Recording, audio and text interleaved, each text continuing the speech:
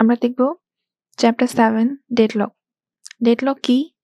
Deadlock is a situation where a group of processes get permanently stuck because each process is waiting for a resource that another process in the same group is holding.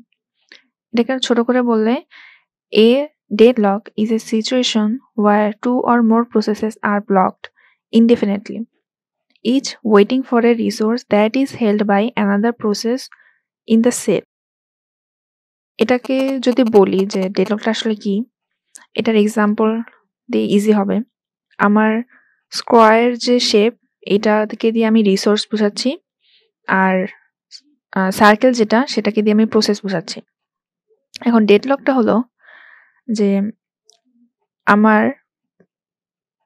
Process এইটা শেষ, তার কাজ শেষ করার জন্য একে R1 দেয়া আছে, অ্যালোকেট করা আছে।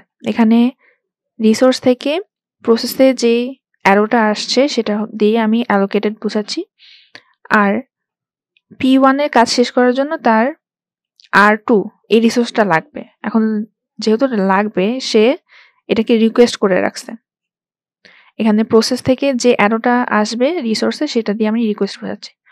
সেম ভাবে P2 এর জন্য আমার R2 তাকে অ্যালোকেট করা আছে এবং সে আবার R1 কে রিকোয়েস্ট করে রাখছে।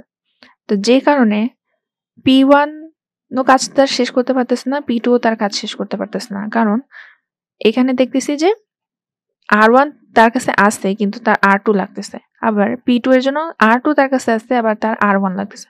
তো এখানে একটা সার্কেল বা ইনফিনিটি লুপ ক্রিয়েট হয়ে গেছে।